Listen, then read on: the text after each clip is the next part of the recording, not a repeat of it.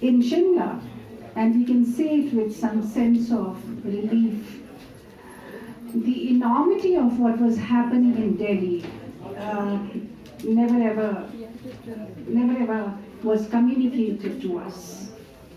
Shimla was largely peaceful. We did hear of a stray incident here and there, but nothing serious had ever happened here. In fact, this incident that Ishmael just talked about, of how they were saved by Shri Randev, was also brought to light very, very recently to me. Since I did not know as to what had my friend gone through because of that blackout of information also, because it usually happens whenever such things happen, the information is blacked out. Since I did not know much about it, and there were no telephones, no internet, no mobile phones during those days.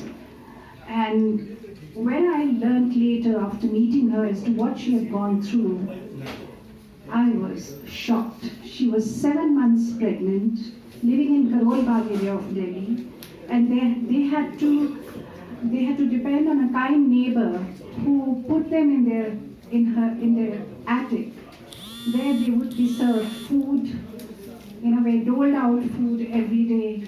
That was very humiliating, but all said and done, the family was kind enough to give them shelter despite being scared of the violent frenzy of mobs. Now, when I read Ishmael's book, part of it I read about 80, 90 pages. I could not complete the book though.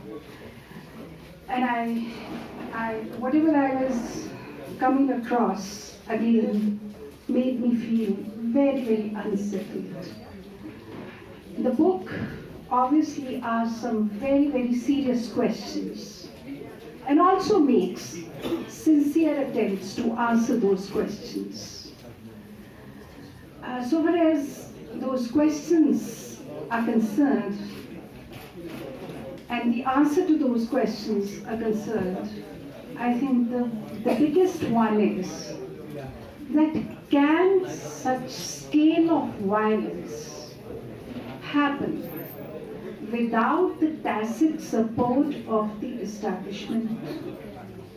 That is the biggest question that this book seems to ask.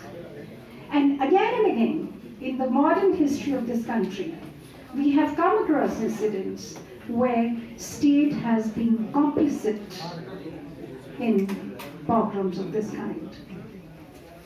Another important idea that the book brings to the fore is, when I read Dr. Manmohan Singh's interview that he had given to his daughter, Daman Singh, he also spoke about Mumbai, and he said that nothing happened in Mumbai because the administration over there was very, very strong. Another important idea that the book brings to the fore is, and that's really